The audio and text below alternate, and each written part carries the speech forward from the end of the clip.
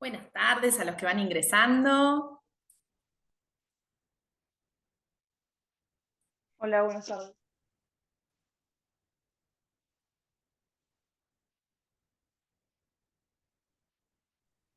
Buenas, Hola, hola Jorge, hola Sofía, ¿cómo les va?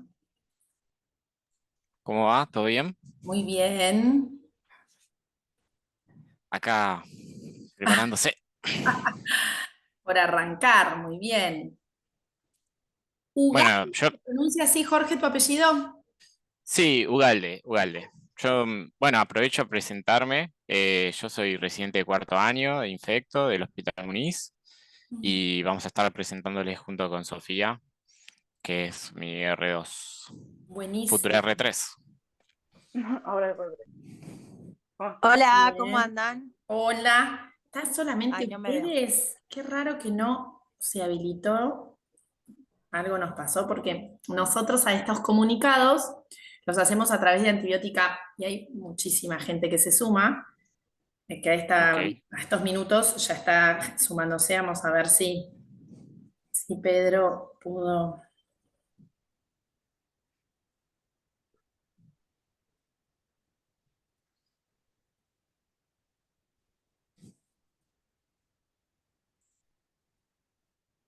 Igualmente, lo bueno de estas actividades es que yo las subo después al canal de YouTube y ahí se reproducen. Entonces, por ahí, a veces si no somos muchos acá, realmente está genial porque se vuelven a mirar ese canal se mira bastante, así que bueno, se vuelven a reproducir en el canal. Así que por eso lo estamos grabando, ¿sí? genial.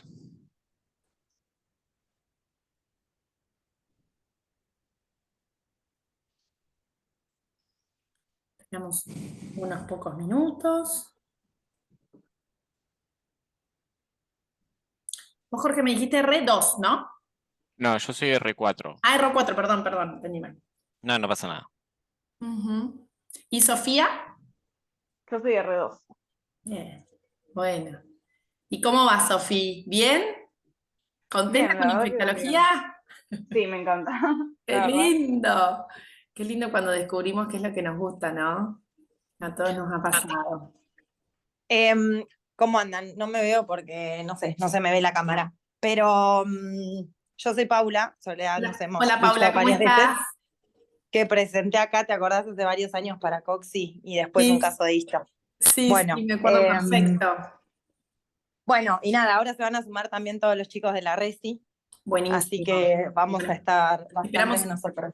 no sé, ahí me está diciendo Pedro que hubo algo en la aplicación, por eso no se están enterando. No sé qué pasó, me pone. Ah, Porque es raro porque somos hasta 100 que está buenísimo, claro, después hacen un montón, bueno, vos Paula si has estado, eh, sí, sí, viste que somos una banda a veces, y está re bueno porque hacen muchas más preguntas, me parece que está copado claro, eso. ¿Mm? sí, sí. Genial. Bueno, esperamos que se sigan sumando algunos más, y por ahí arrancamos.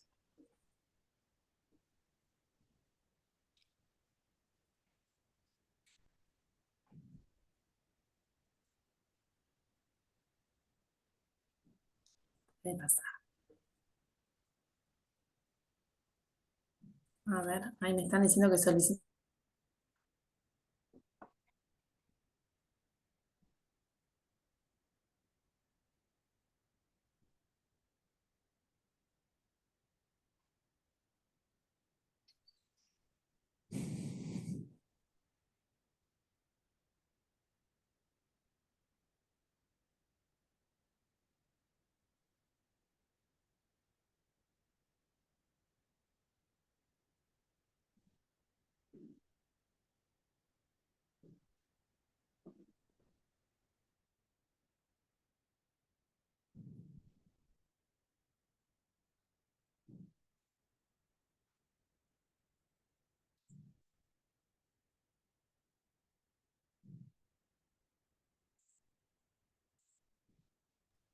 Hay dos más que se querían sumar y dicen que necesitan autorización, pero no se necesita para esto. Hola Mari, ¿cómo estás? Hola Ceci, ¿cómo les va? Bien, Bueno, vemos si ellos dos se pueden sumar.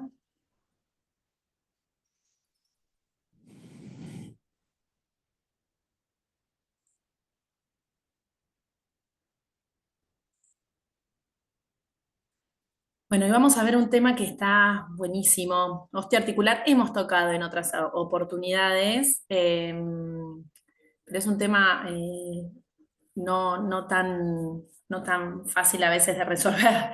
Suelen ser pacientes complejos. Ahora los vamos a escuchar a ustedes, pero en la práctica diaria lo osteoarticular siempre es un gran desafío para el infectólogo. Así que buenísimo estuvo este tema, que hacía un tiempo que no tratábamos, veníamos más con abdomen, sistema nervioso, otros temas, así que genial, genial que se sume.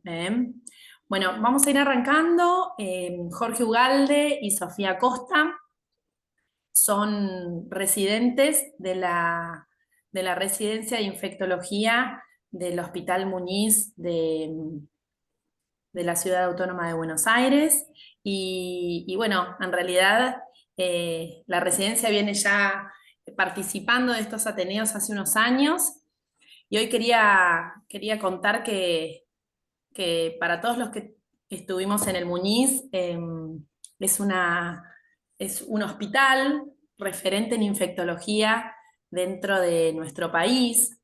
Es uno de los hospitales públicos más importantes que tiene la Ciudad Autónoma de Buenos Aires. Y para los que no conocen, bueno, acá justo la mayoría somos infectólogos, pero esto después lo van a escuchar clínicos también, o generalistas y algunos de otros países también. Está especializado en las enfermedades infecciosas. Ha sido, en realidad, ha enfrentado muchas de las epidemias que ha atravesado nuestro país a lo largo del tiempo, desde la poliomielitis en 1950, puntualmente todo lo que pasó en 1956, el sarampión en 1969, Hanta en 1996, la pandemia de gripe en el 2009, todo lo que pasó en la década del 80 con VIH-Sida. El Muñiz siempre se destacó por su excelente atención, por la formación de increíbles profesionales. Así que gracias una vez más a todos los residentes que hoy forman parte de este Ateneo y que nos van a contar acerca de un caso de osteomielitis en una paciente inmunocompetente, ¿sí? Así que bueno, no sé si empieza Sofía o Jorge, los escuchamos, Sí, yo empiezo. bienvenidos. Ahora comparto la pantalla. Dale. Em, a ver. ¿Ahí se ve bien? Sí, si querés ponerlo en la pantalla completa, vemos que al lado tenés excelente, ahí lo vemos Ahí perfecto. está. Sí, yo lo había puesto, pero fue con tiempo. Bueno, empiezo. Entonces, Perfecto. bueno, este caso clínico que les vamos a contar es una paciente que estuvo internada en la sala con nosotros este año. Es una paciente femenina de 21 años. Ella no refería ningún antecedente patológico de relevancia. Ella viene con un cuadro ya de 2 años de evolución. Ella inició con edema, impotencia funcional y dolor en ambas muñecas. Empezó esto más que nada en la mano derecha y después también progresó en la izquierda. Negaba cualquier otra sintomatología, no tenía síntomas respiratorios, constitucionales, abdominales. Ella consultó en estos 2 años a un montón de centros de salud en el que le dieron tratamiento sintomático, le dieron AINES, le dieron un tratamiento antibiótico, hasta que en febrero de este año logró que le hicieran una biopsia ósea de la muñeca derecha, con un diagnóstico de osteomielitis, y por eso es lo que viene con nosotros al consultorio, básicamente. Este es un primer laboratorio que les pongo para que después podamos ver cómo sigue, que básicamente no tenía ninguna alteración. Esto es lo que les contaba que tenía yo el examen físico. Esta es la mano derecha, que es la que tenía más comprometida, y tenía edema, y además tenía una disminución del rango de movilidad muy importante que le afectaba su vida y su día a día. Y esa lesión que se ve ahí en la foto es donde le habían tomado la biopsia ósea que les conté antes. Se le hicieron radiografías, la izquierda es la radiografía de tórax que se le hizo, que si bien no aparenta, digamos, una imagen capaz focal a nivel paracardíaco izquierdo, nos pareció que había un aumento de la radiopacidad. Por esto después se le va a pedir una tomografía que les voy a mostrar. Y en la derecha están las radiografías de las manos. Más que nada se puede ver en la mano derecha cómo tiene estas imágenes radiolúcidas, osteolíticas, más que nada en los huesos del carpo y también en el radio se puede ver. Bueno, hasta ahora mi pregunta era si qué más le pedirían o qué más le preguntarían a la paciente para seguir estudiándola. Ella, por lo que vos contás, tiene 21 años y comenzó hace 2, o Sí, sea, desde los 19 años que viene con ese dolor, ¿verdad? exacto. Sí, sí. Bien. En cuanto a la epidemiología, ¿algún dato relevante que ustedes hayan destacado? ¿Dónde vivía? ¿Se había casado? Sí, ¿A qué se lo que con dedicaban? ella encontramos, digamos, que fue lo más importante, que es, digamos, lo que nos llevó al diagnóstico, fue que nos contó, o sea, profundizamos un poco más en contacto con algunas patologías y nos contó que su hermano había tenido el diagnóstico de tuberculosis pulmonar hace 2 años antes, justamente cuando empezó con el cuadro, y supuestamente le habían hecho un catastro familiar que había sido negativo, pero esto fue como lo más importante que nos contó. Ella vivía en el conurbano de Buenos Aires con su familia, sus padres, su hijo, perdón, su hermano, y animales no tenía, ella trabajaba, o sea, más que nada se dedicaba a estudiar, pero después trabajó como moza, que alguna que otra cosa, digamos, pero no mucho más, y ninguna otra patología de la infancia nos contó. Bien, ¿se había hecho algún test de VIH alguna vez en su vida ella? Sí, ya trajo varios, le habían hecho varios con este cuadro y todos habían sido negativos. Ujú. Bien. Ahí Perdón, están haciendo, están preguntando en el grupo, sí, tal cual, en ahí el chat. están haciendo algunas preguntas. Si están las radiografías de la mano izquierda, ¿esas fueron solo de la derecha las que pusiste, Sofía? No, estaban las dos. Ah, estaban las Ahora, dos, ok. se ve. La patológica era la de la derecha. Sí, Ana hasta Clara esta, López, ahí se ve bien. bien. Ana Clara López pregunta si hay familiares con antecedentes relevantes, lo que contaste por ahí de su hermano Sí, 2 años esto antes, básicamente lo conté, sí. y pregunta acerca del inmunológico consumo de fármacos. No, o sea, lo único que había consumido había sido lo que le habían dado en su momento, tanto AINES, como les conté, como algún tratamiento antibiótico, que la verdad no se acordaba bien exactamente, pero no tomaba nada, digamos, ¿Y crónicamente. antecedente de forunculosis o de consumo de drogas? No, ninguna de las dos. Te hago una consulta. Sí. Fíjate que la mano izquierda, si bien la radiografía Ujú. más patológica es la derecha, la mano izquierda en lo que es el carpo tiene lesiones líticas Sí, sí, en sí. la cabeza del quinto y la epífisis del cúbito, del radio, perdón, está como con osteolisis también, ¿no? Tiene ahí como más radiolúcida, no es tan, pareciera que estuviera osteopénica o alguna cuestión rara, ¿no? Son Sí, sí, huesos que no exactamente. son normales para una paciente de Ujú. 20 años. 21 años tiene que tener más radiopacidad que radiolucidez. Sí. Fíjate que las articulaciones metacarpofalángicas también son más radiolúcidas que radiopacas. Quizá tuviera algún componente inmunológico no estudiado en cuanto a lo reumatológico, ¿no? Pensando Mm. en bilateralidad, con opacidad, o sea, radioopacidad de las articulaciones, es como, más allá de lo infectológico que probablemente tenga que ver esto, es como Ujú. Sí, rara, sí, o sea, no tal es una cual. radiografía Ujú. normal para Exacto. una edad de 20 años. Desde lo Ujú. clínico estoy hablando, ¿no? Ah, sí, fantástico. Sí. De hecho, el cúbito izquierdo también tiene como una muesca Sí. en la epífisis distal, como estuviera Y como que la la corteza. cortical parece interrumpida. Mm. Sí, está como pseudo fracturado, no es una fractura, pero casi. Sí. En cuanto a lo reumatológico, Sofía venía, vos dijiste que venía con algunos análisis previos, pero reumatológico no traía nada. No, no traía nada. Ujú. Bien. No tenía hijos, Bueno, ¿verdad? no, no tenía hijos. Bueno, y madre y padre, antecedentes maternos y paternos. No, no nos negaba cualquier otra cosa, digamos. Bien, para que había Había sido una lo preguntita único. más. Ah, Ujú. no, Marina Basinovich preguntó si estaba estudiada por reumato en algún momento. Ahí ya Sí, contestó. sí. Bien, buenísimo. Bueno, Y lo que nosotros hicimos, bueno, igual acá en la radiografía, en la mano izquierda se puede ver que acá ella tenía como algún tipo de nódulo. Ah, sí, em, en partes blandas, que claro, ahí se ve. sí, exactamente, en partes blandas. Lo que se hizo fue, se le punzó este nódulo y se sacó un líquido que era más bien citrino y se envió tanto, lo mandamos al laboratorio de bacteriología como al de micobacterias que tenemos del hospital. Se le hizo un gene expert, o sea, un método molecular y un cultivo de ese líquido y estos fueron los resultados.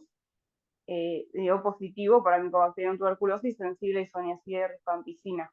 Ujú. Entonces, hasta ahora el cuadro lo interpretamos como una tuberculosis osteoarticular. Sofi, ¿y qué características tenía Sí. el nódulo? ¿Era blando, móvil, no adherido a planos profundos? ¿Tenía eritema, no lo tenía? ¿Cómo se No describiría? tenía signos de flobosis Ujú. y era, no diría que era duropétreo el nódulo, pero más, no era algo blando que pensaras que como que estaba sedado ni nada de eso, ¿sí?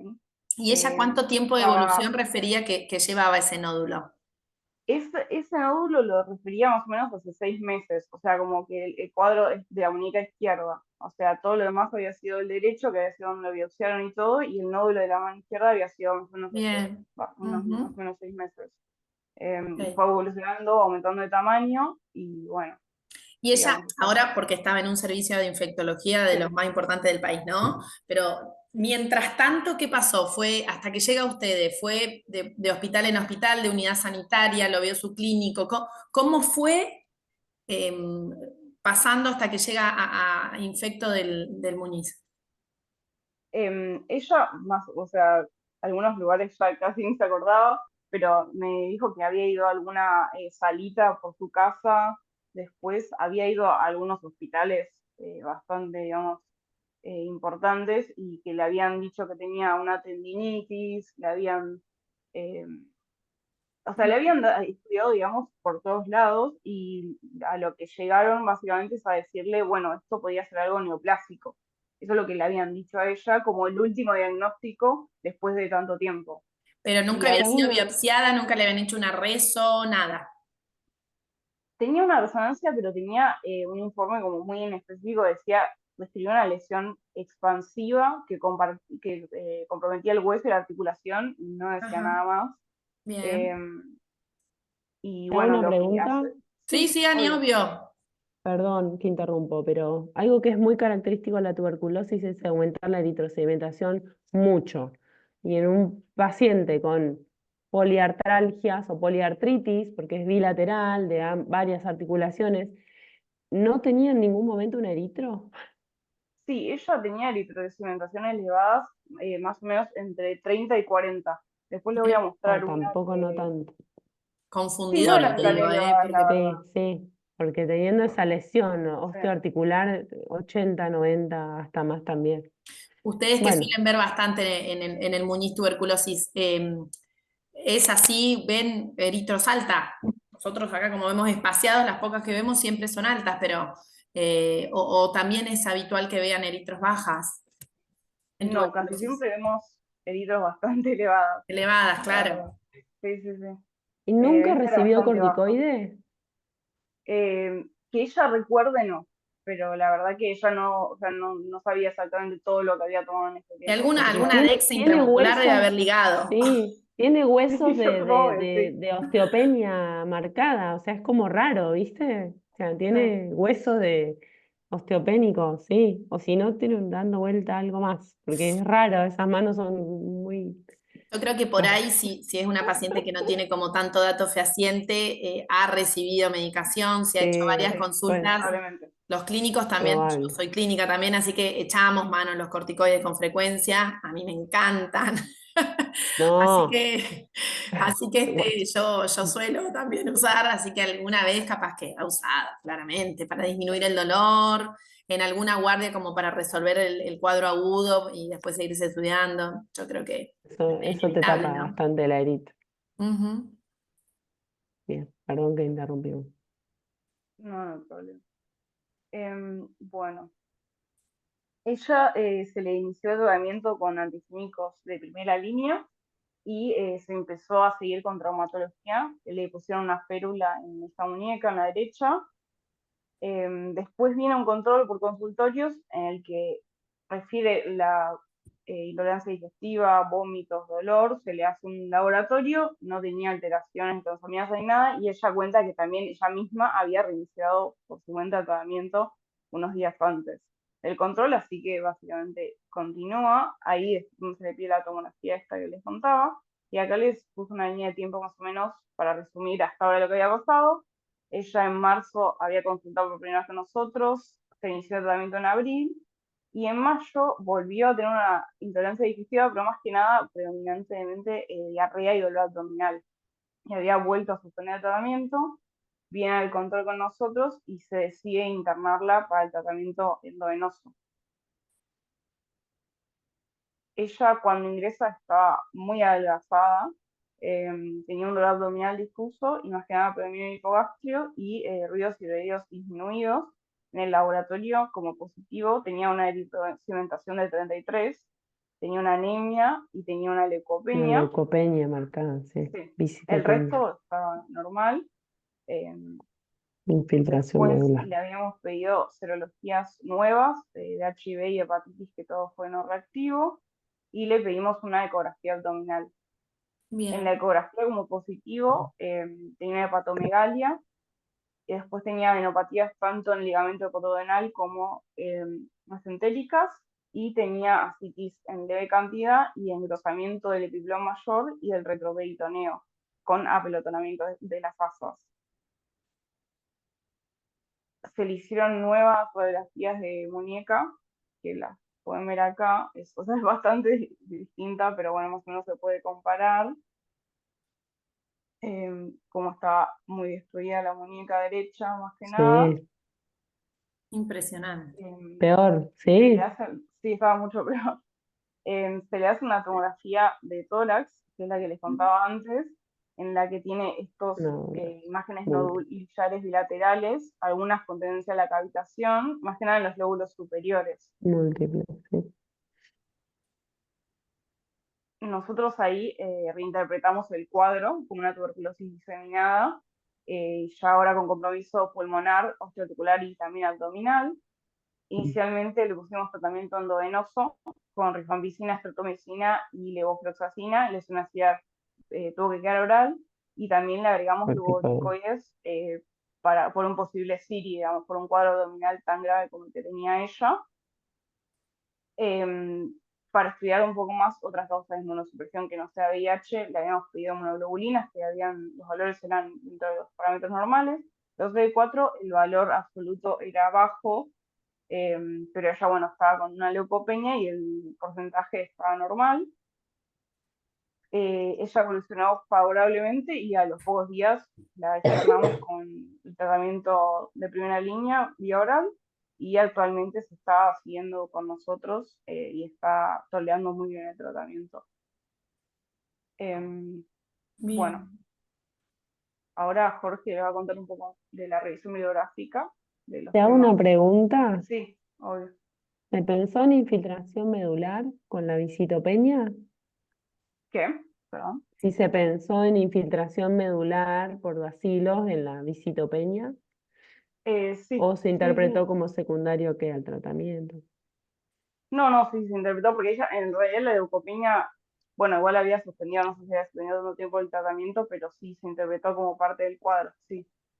Y una sola cosa más, porque a veces Ujú. pasa que los pacientes están malnutridos y uno se olvida de pensar en déficit vitamínicos, por ejemplo. La B12 da visitopenia, da Sí. leucopenia, da anemia. No vi si tenía una anemia con parámetros de macrocitosis, pero por ahí pensar, si tenía tanta intolerancia, quizá también tenía una mala absorción, y por eso también la inmunosupresión que evidentemente tiene, porque con 20 años que tenga lo que tiene, algo más le pasa, eh, Sí. más allá de la tuberculosis, ¿no? Que por algo tiene una diseminada a los 20 años. Ella, sin duda, ella tenía parámetros del hemograma normales previos por ambulatorio antes de estos Sí, datos que sí, vos nos eran mostraste normales. de la En el primer internación. laboratorio que les había mostrado, no tenía 13 de Ah, hemoglobina y leucocitos normales, Bien, perfecto. y la anemia era normocítica, normocrómica. normal. O sea, la interpretamos como trastornos crónicos. Ah, ok, Bien, ok. bien, bien. Perfecto. Bárbaro. Perdón, solo un comentario, porque nosotros estamos bastante sesgados en el hospital, como vemos muchos casos de tuberculosis, y nos pasa que vemos muchas veces casos de tuberculosis diseminadas en pacientes que, bueno, no tienen un diagnóstico de inmunosupresión per se, que después, obviamente, a veces se nos complica porque no tenemos acceso a todo lo infectológico fácil, pero, por ejemplo, para estudiar una anemia macrocítica tenemos que derivar cosas. Entonces, muchas veces nos pasa que después a los pacientes los mandamos a estudiar, digamos, por otras causas de inmunosupresión a otros hospitales, pero la verdad que también vemos muchísimo, bueno, esto que les decía, casos de tuberculosis diseminadas en pacientes inmunocompetentes y mucha infiltración medular que termina resolviendo con el tratamiento con la Claro, tuberculosis. Sin duda que a una paciente de 20 años, nada, se le estudió con los recursos que tenemos en la sala para Sí, otras sí. causas de inmunosupresión. Pero bueno, muchas veces pasa esto, que los pacientes terminan evolucionando muy bien, la mayoría de las veces, que después nosotros los seguimos en consultorios que hacemos nosotros los residentes también, y mejoran, la verdad que todo. Y otra de Ah, las cosas que también vemos, que también, insisto, es lo mismo, que estamos bastante sesgados, pero vemos mucho CIRI por tuberculosis en pacientes inmunocompetentes, por ejemplo, en tuberculosis ganglionares, mira. cosas que quizás no son tan comunes de ver en otros ámbitos, o quizás se ven más reconstituciones en pacientes inmunosuprimidos por VIH, pero también en casos de tuberculosis. Así que, nada, ¿qué- que qué- quizás son cosas que por ahí no son de la práctica habitual, pero que nosotros las vemos, no les digo que un claro. montón, pero las vemos. ¿Qué es Y lo mismo, Siri? La ignorancia, la falta perdón, de... la reconstitución, Y- autoinmune, que en este caso tiene que ver con que se inició el tratamiento antifímico y Sí, después aparece el empeoramiento de la enfermedad, digamos. claro, bien, es la, Eh, la sigla es Síndrome Inflamatorio de Reconstitución Inmune, que tal está cual claro. bien, dice Paula. Le pasa un montón Y, cuando se perfecto. instaura el tratamiento. y después Bien, otra cosa, el tema de la eritrosedimentación, sí, eso como decía Sofi, la verdad que vemos eritrosedimentaciones muy altas en pacientes, pero lo mismo, nosotros al tener muchos casos de tuberculosis, también nos pasa que hay pacientes que tienen estos valores, que no es lo más común, pero también lo vemos.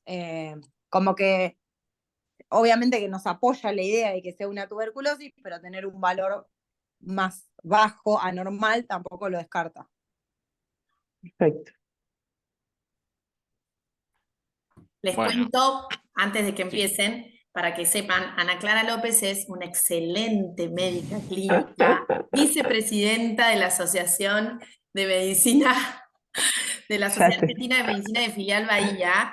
Entonces, por eso tenemos ahí la pregunta clínica. Y está buenísimo y recontra Sumani, así que gracias Ay, por haberte conectado hoy. Buenísimo. Gracias, ustedes, gracias. fantástico. Bueno, Jorge, te escuchamos con la revisión. Bueno, para direccionar la revisión bibliográfica, nosotros pensamos en tres disparadores. Primero, cuál es la frecuencia de la tuberculosis extrapulmonar en nuestro medio. Después, por qué se pudo haber producido esta latencia en el diagnóstico de una tuberculosis osteoarticular. Y por último, cuál es el abordaje terapéutico de este tipo de pacientes. Para hablar de tuberculosis en nuestro medio, es importante recalcar que en 2023 se notificaron cerca de 15.000 casos de tuberculosis, de los cuales el 93% aproximadamente eran casos incidentes, eso englobaba casos nuevos y recaídas, y eso implicó un aumento en un 10% de las tasas y 11% de los casos totales con respecto al año previo. La distribución en cuanto a la patología vemos y se ve históricamente que la mayoría, y en este caso casi al 84% de los casos eran pulmonares, mientras que un 11% eran extrapulmonares, con un 6% aproximadamente, donde no se tenía registro de los órganos afectados. Y en nuestro país hay una clara diferencia en cuanto a la distribución, que es desigual, donde países del norte, como por ejemplo Jujuy y Salta, son los países con mayor tasa de tuberculosis a nivel país, mientras que si hablamos del total de casos, Buenos Aires y Cava son los que tienen la mayor cantidad de casos. Eso se ve reflejado en nuestro medio, donde nosotros atendemos muchos pacientes de Cava y de Gran Buenos Aires y vemos mucha tuberculosis. Siguiente. Bueno, cuando hablamos de tuberculosis y tuberculosis extrapulmonar, es importante recalcar que alrededor del 10 al 30%, dependiendo de las series, de los casos, de todos los casos de tuberculosis, van a ser extrapulmonares, y ese número puede aumentar hasta un 40% en pacientes que viven con VIH. Y hay claramente 3 ejes para abordar en este sentido, que es, primero, que si bien hablamos de tuberculosis extrapulmonar, alrededor del 30% va a tener un compromiso pulmonar concomitante. Luego, cuando hablamos de las tuberculosis extrapulmonares, es importante recalcar que el diagnóstico es más dificultoso muchas veces, y eso se debe a que puede simular otras entidades, la patología puede ser pausivacilar, y los síntomas constitucionales son variables. Eso tiende a aumentar la latencia del diagnóstico. Y si hablamos de las formas clínicas, es importante remarcar que son muy variables. Podemos tener pleurales, ganglionares, osteoarticulares, renales, cutáneas, otorrinolaringológicas, otorrino, pericarditis, intestinal peritoneal, oftálmicas, genitales, meningoencefalitis. Es decir, la clínica puede ser muy variable, y eso también dificulta un poco el diagnóstico, porque no es que hablamos de una entidad que es estática. Y los porcentajes relativos de cada forma dependen mucho de la población estudiada. Más que nada de la diferencia entre países con alta prevalencia y versus con baja prevalencia. Específicamente, cuando hablamos de tuberculosis musculoesquelética, siguiente, vamos a ver que puede afectar a cualquier edad, es decir, no es que hay una edad predominante. El factor de riesgo principal es un déficit en la inmunidad o un sistema inmune que hay una predisposición a la inmunosupresión, ya sea por la misma enfermedad o por tratamientos concomitantes o enfermedades concomitantes. Cuando hablamos de los sitios afectados, nosotros deberemos recalcar que en general el tejido afectado está predisponente a la infección por un aumento de la oferta vascular, y eso, digamos, hace que la infección pueda asentarse en estos tejidos, que puede producirse tanto en sitios con lesiones previas, llámese fracturas, reconstrucciones de ligamentos cruzados, esternotomía, sitios de inyección de corticoides, que ya bien lo mencionaron, o otro factor de riesgo importante son enfermedades inflamatorias de las articulaciones.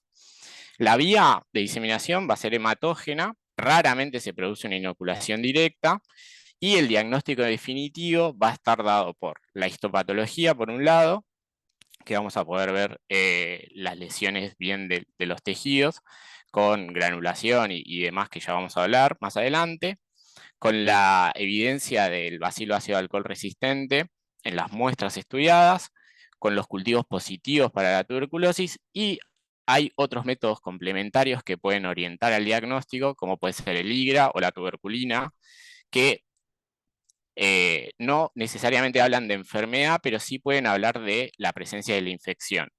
No tiene mucho peso en lugares o en poblaciones donde hay una alta prevalencia, ya que, por ejemplo, en nuestro medio uno puede tener la prueba de la tuberculina positiva y solamente tener una infección latente, mientras que en países o en poblaciones de baja prevalencia es un dato más orientador. Y en el laboratorio, sí, como bien lo dijeron, lo más frecuente de hallar son anemias, aumento del eritro y de la PCR. Siguiente.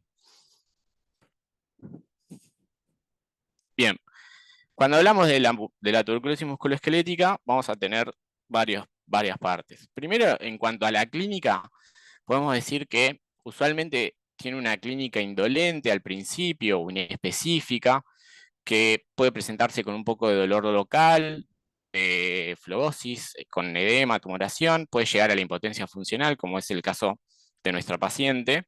Y si bien los síntomas constitucionales usualmente están presentes, suelen ser leves o de poca importancia, como por ejemplo registros febriles o un cuadro febril. Mientras que los hallazgos radiológicos, si bien son variables, y ya vamos a hablar un poco más de eso, y pueden simular otras enfermedades, como por ejemplo enfermedades reumáticas, muchas veces son insuficientes, pero pueden ser sugestivos para el diagnóstico. Siguiente. Y dentro de lo que uno define como tuberculosis musculoesquelética, siempre a la cabeza vamos a tener la espondilitis, que es la forma más común de presentación, que alcanza hasta un 50-70% de los casos en las distintas series, mientras que la tuberculosis extraxial responde más o menos a un 30%, y la forma más común de la extraxial son las artritis. Ya vamos a ver que existen otras formas como la tenosinovitis, la bursitis y la piomiositis, pero son muy infrecuentes. Incluso en nuestro medio, la verdad que, al menos en nuestra experiencia, yo nunca vi fuera de artritis, tenosinovitis, no vi de otra forma. Siguiente. Bien.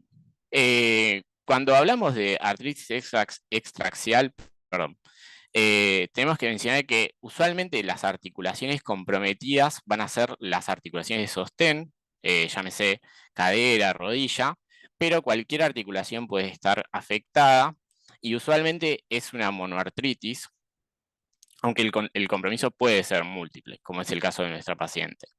En general se produce por tres mecanismos. Primero, por una extensión directa desde un foco de osteomielitis. Puede haber una diseminación hematógena a través de los vasos subsinoviales y a veces, más raramente, puede haber una inoculación directa a través de los tejidos infectados. La mayor parte de los casos, digamos, de las afectaciones articulares provienen de una osteomielitis circundante, y se sabe que la presencia de una expansión transepifisial, que es el mecanismo donde la tuberculosis se asienta primero en la epífisis y a través de eso llega a la articulación, es mucho más común en la tuberculosis y más raramente en otras patologías que son similares, como por ejemplo las piógenas, no suelen producirse ese mecanismo. Bien, y digamos que la afectación articular primaria, es decir, la tuberculosis osteoarticular como forma primaria, se da principalmente por una diseminación hematógena a través de los vasos subsinoviales, que es más infrecuente, es decir, la que no tiene como base una osteomielitis. Normalmente el mecanismo arranca con una sinovitis, donde la membrana sinovial se engrosa y se produce derrame articular, y progresivamente se va produciendo destrucción del cartílago y del hueso por el tejido granulomatoso, y digamos, el tejido comprometido puede ir avanzando a través de la superficie libre del cartílago, entre el cartílago y el hueso, o focalmente a través de los gaps que deja el cartílago en la articulación, que eso es la imagen que está ahí arriba. Bien, en estadios avanzados se puede ver que hay necrosis sinovial y se acumula material fibrinoso en la sinovia, y eso lleva a la formación de los cuerpos o granos de arroz, que es, si bien no es patognomónico, es muy sugestivo de una tuberculosis osteoarticular. Se proponen dos mecanismos, no me voy a extender mucho en esto. ¿Querés pasar? Así ven la foto. Esos son los granos de arroz, no sé si los llegan a ver.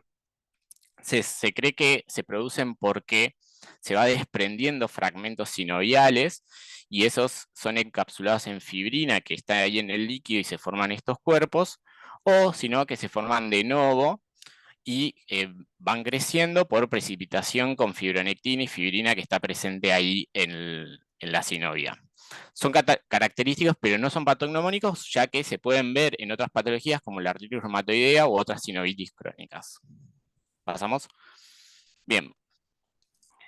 Cuando nosotros estudiamos un paciente que sospechamos que tiene una artritis y que esta artritis puede ser de característica, de causa tuberculosa, vamos a poder basarnos en varios estudios. Primero, lo más básico es ver las radiografías. Pasa a ver. Así ven. Bien.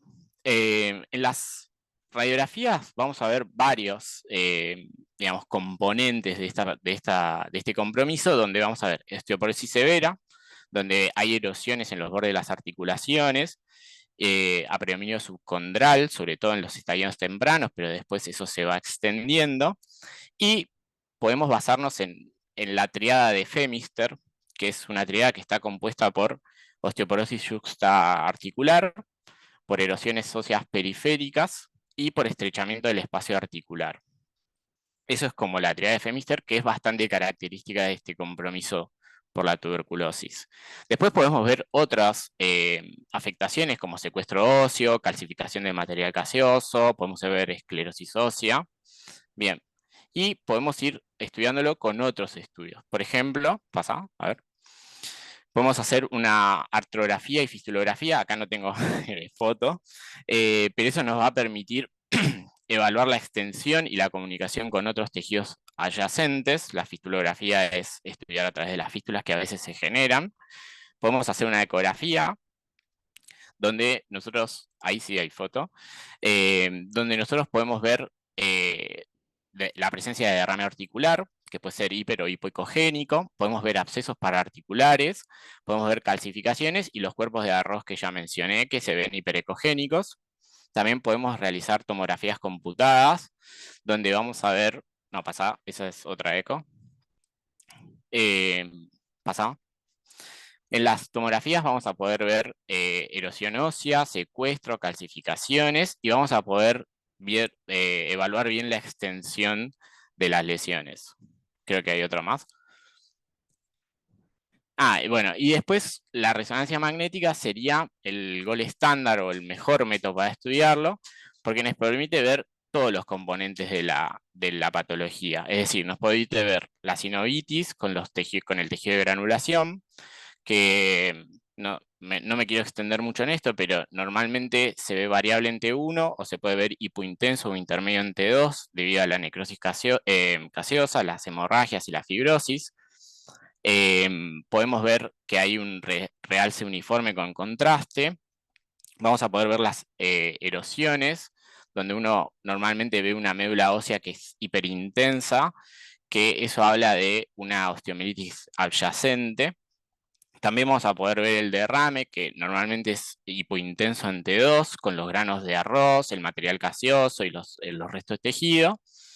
Y vamos a poder ver los abscesos fríos, que el contraste va a permitir delimitarlos. Ahí se ven los abscesos, que tienen normalmente una pared lisa, bien definida, que es hipointensa en T2, y tiene una mínima reacción inflamatoria acompañante, por eso es que se llaman abscesos fríos.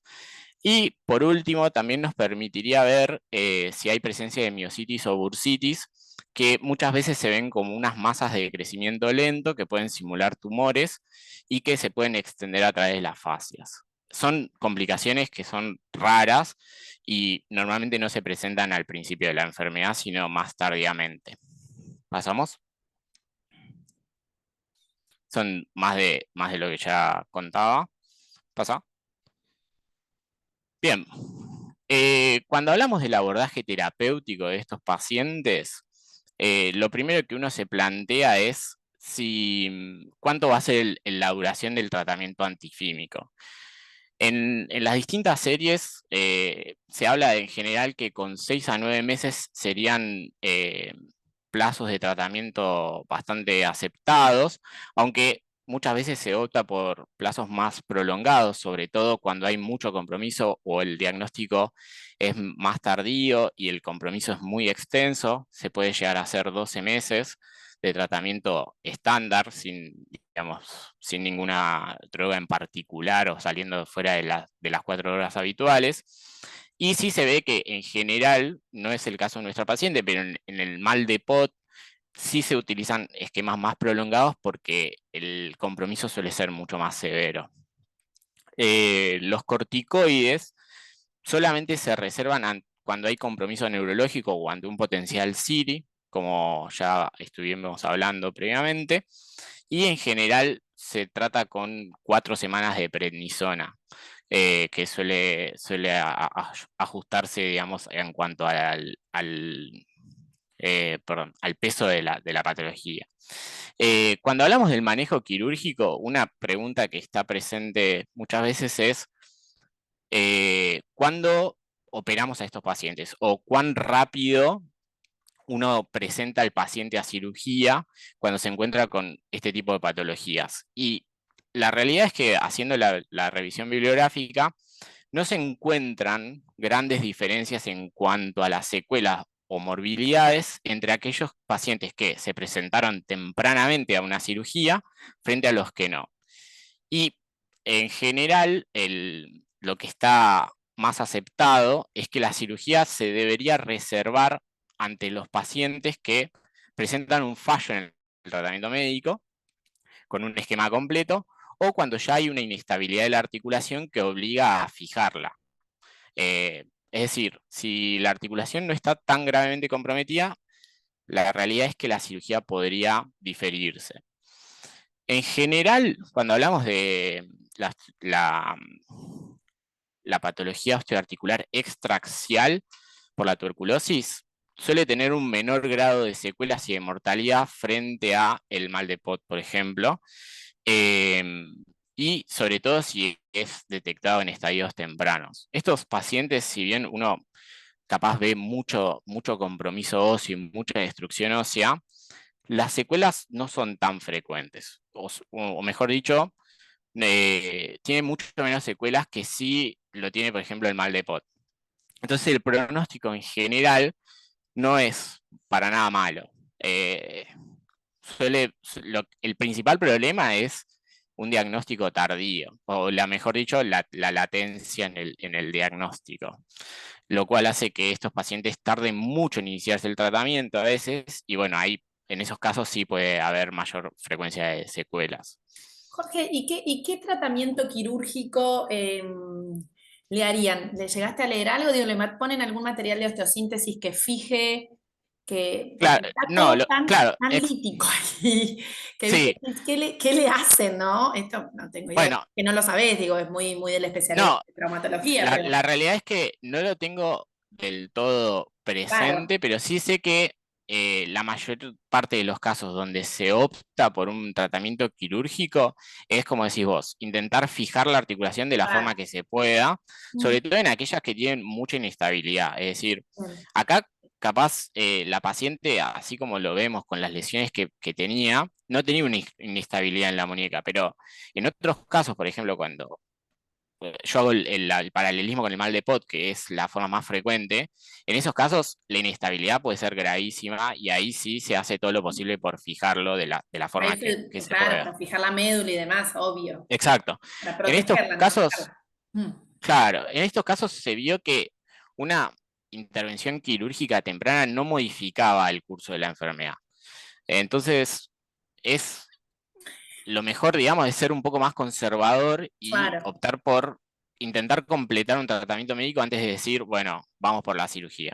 Sería eso como Porque la... por ahí, yo hace rato hice la residencia, ¿no? Y por ahí lo que también decían los cirujanos es que fistulizan a través de esa herida quirúrgica muchas veces, pues te hacen la típica fístula, con lo cual dicen, no, pará, banquemos en hacer el procedimiento quirúrgico, empiecen ustedes con el tratamiento porque queda esa fístula eterna después mucho más difícil Exacto, de resolver. totalmente. Entonces, como, digamos, el tratamiento es lento porque, como todas las tuberculosis, no es que el tratamiento uno ve capaz resultados tempranos, es mejor darle tiempo a eso antes que intervenir porque puede requerir múltiples intervenciones. Una vez que uno se decide por la cirugía en general, como decís vos, terminan teniendo que intervenirlo múltiples veces. Claro. Y la realidad es que las secuelas a veces son peores por el hecho de intervenirlos que...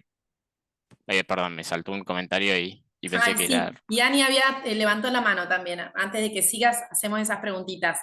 Eh, Tengo una consulta pensando en la distancia y las posibilidades diagnósticas, ¿no? Más allá de esta paciente que tenía una poliartritis, ¿hacen punciones articulares buscando características específicas en el líquido articular? Si nosotros lo hacemos o si en este paciente O- se hizo. No, si en esta paciente ya tenía una biopsia, que probablemente por ahí eso los ha ido a buscar directamente el nódulo.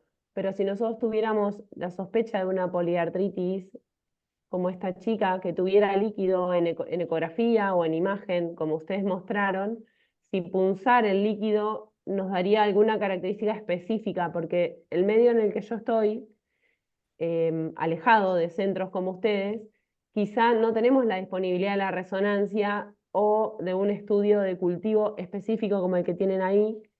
Entonces, esperar un cultivo, si son pausivacilares, por ahí extiende mucho el tiempo. Quizá la pregunta va orientada a si haríamos una punción de líquido y si hay alguna característica específica del líquido, como por ejemplo en el pleural helada, sirviera para orientar más a lo tuberculoso.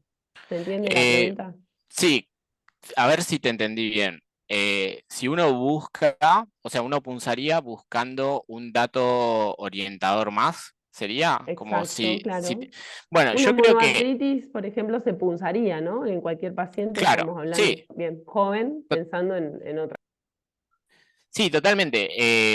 A ver, respondiendo a la pregunta con lo que estuvimos haciendo de la revisión, te diría que capaz el mayor peso que tiene hacer la punción, no sé si es tanto para ver las características del líquido, sino como para descartar o evidenciar la presencia de la infección ahí Mm, y no que esto sea un caso de una artritis reactiva, como por ejemplo mm, en la enfermedad de Ponset, que es una entidad que está relacionada a la tuberculosis y a la tuberculosis osteoarticular, que no sé si están todos familiarizados, pero si no, lo hago un breve resumen, que es básicamente una artritis reactiva que se presenta en la tuberculosis.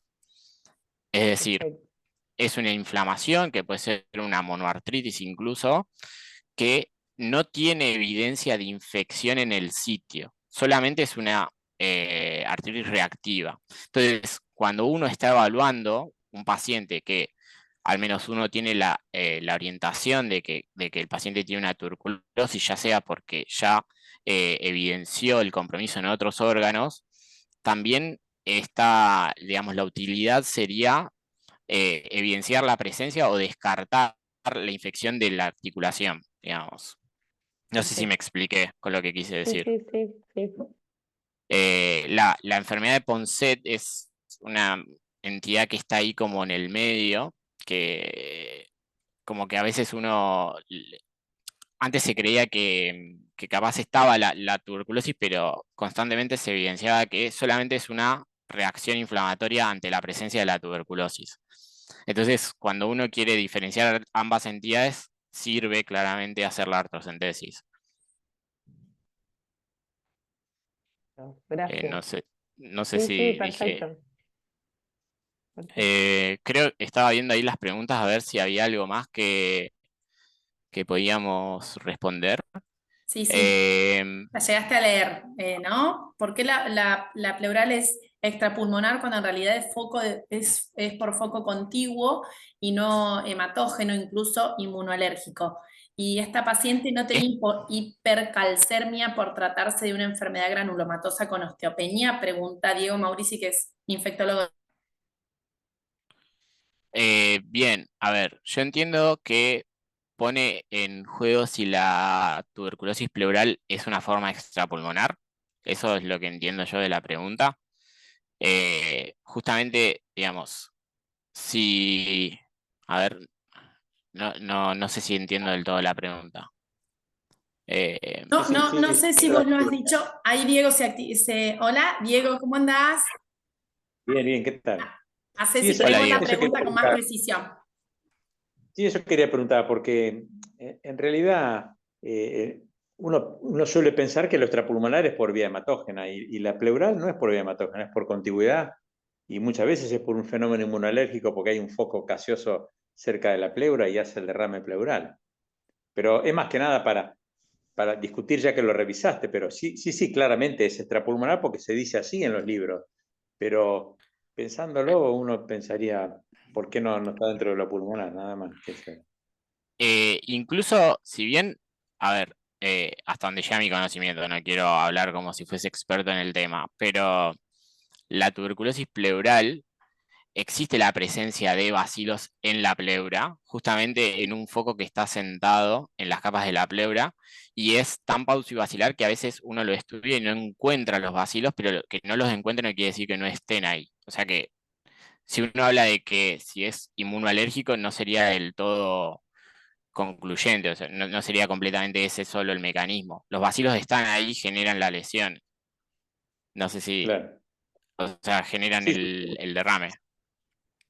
Uno muchas veces sí, lo sí, sí, está estudia y no lo bien. encuentra el bacilo, pero si uno hace una BATS, por ejemplo, y busca los focos en la pleura, puede encontrar focos de compromiso en la pleura y justamente ese es el mejor estudio para poder tomar una muestra de esos focos y poder determinar si es tuberculosis o no, digamos. Capaz no lo encuentra en el líquido en per se, pero sí lo encuentra ahí. No Está sé si bien. esa era la respuesta a la pregunta. Sí, sí, sí, está bien, perfecto. Y lo de la hipercalcemia. Sí, sí, yo en este caso Sí, particular, como tenía tanta osteopenia y como las enfermedades granulomatosas producen vitamina D, digo, bueno, porque capaz que esta chica la tenía o lo habían alcanzado a estudiar, pero no es habitual para nada y bueno, por ahí en el contexto de nutrición que tendría esta chica, lo más probable es que sea por otra cosa, ¿no? No, eh, no, ella no tenía, claro. no había En aumentado el, el calcio. en el caso de nuestra Bueno, paciente no estaba presente eso. No sé si alguien hizo alguna otra prueba, alguna otra pregunta y yo no la llegué a ver. No, no, no, no, no. No. Ninguna otra, así que Eh, continúa. bien, Perfecto. bueno. Básicamente para más o menos finalizando la conclusión y después podemos abrir más el debate.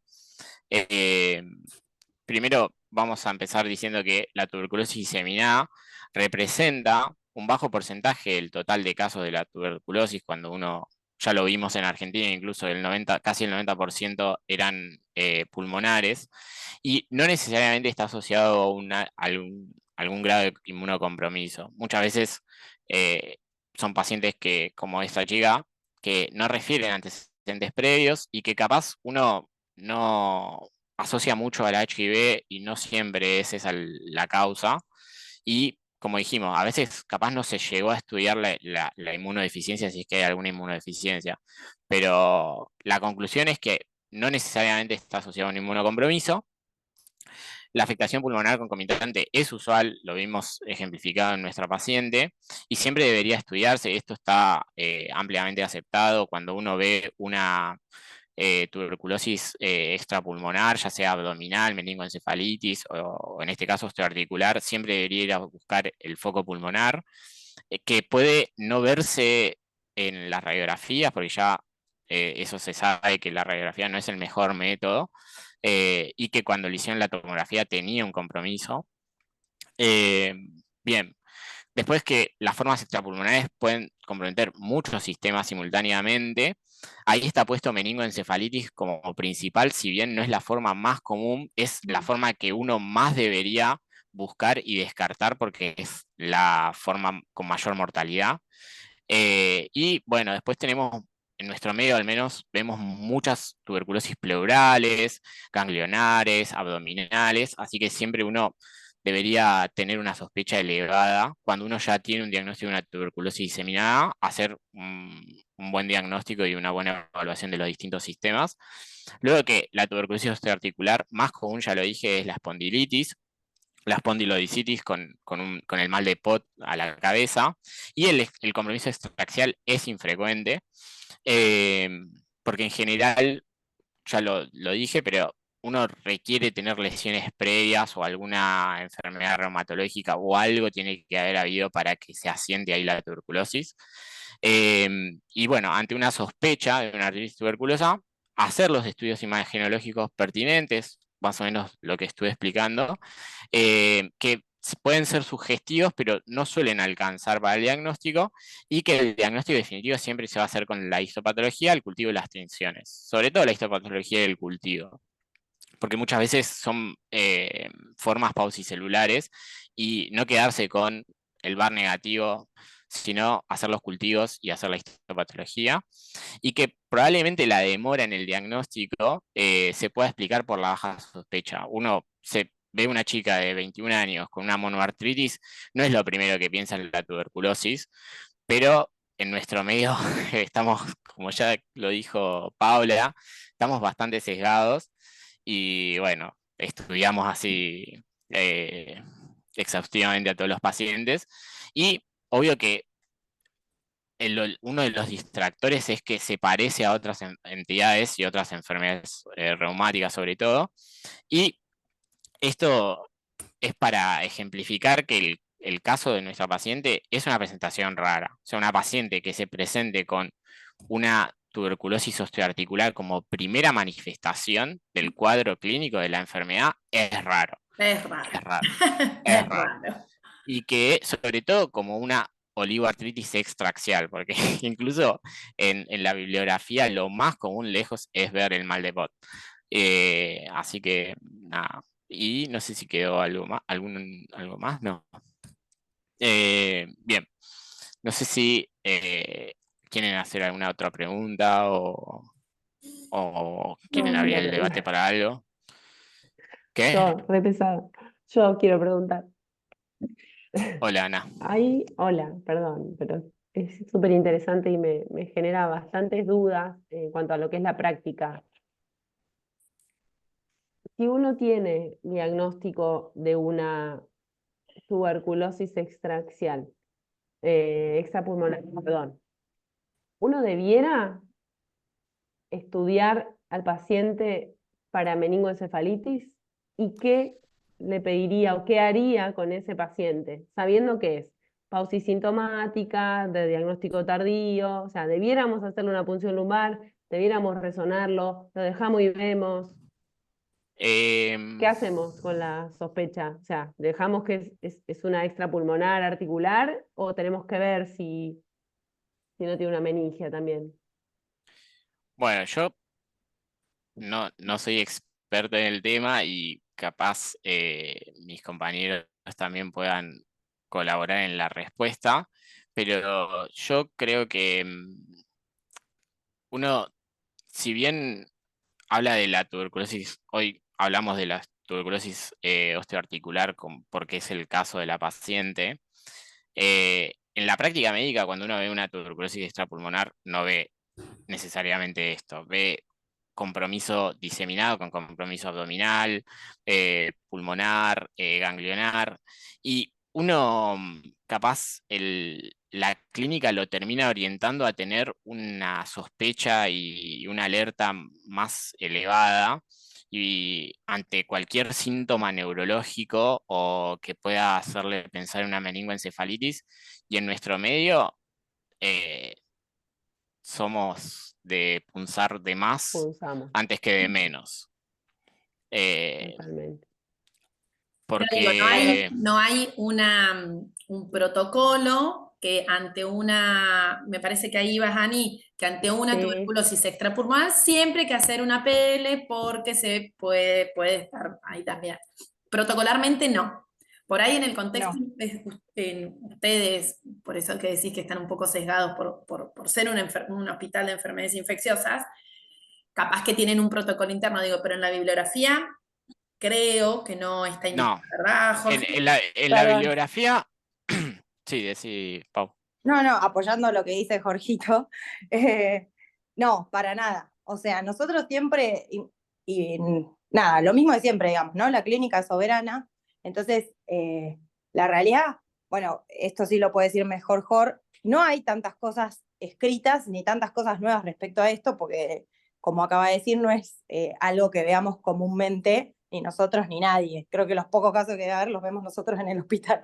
Pero no, coincido completamente. O sea, no es que por encontrar una tuberculosis extrapulmonar hay que hacer una punción lumbar, sí, obviamente hay que estudiar que el paciente no tenga inmunocompromiso, y completamente de acuerdo que el inmunocompromiso no solamente es el VIH, digo, hay un montón de casos de desnutrición u otras causas de inmunosupresión que quizás no las tenemos tan presentes todo el tiempo, no las jerarquizamos como causas que pueden generar una tuberculosis o una enfermedad extra diseminada, digamos, pero completamente de acuerdo que hay que hacerlo, y al punto de que no le hacemos una PL a todos los pacientes que tienen una tuberculosis extrapulmonar, es que incluso en pacientes VIH que tienen mal estatus inmunológico, que nosotros les encontramos, por ejemplo, una tuberculosis diseminada con compromiso pulmonar y digestivo, ¿sí?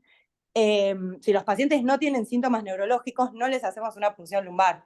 Digo como para ejemplificar otro caso que quizás uno sospecharía más, entre comillas, que puede tener compromiso del sistema nervioso central, e incluso en esos casos, si no tienen síntomas, no lo hacemos. Así que menos en estos casos.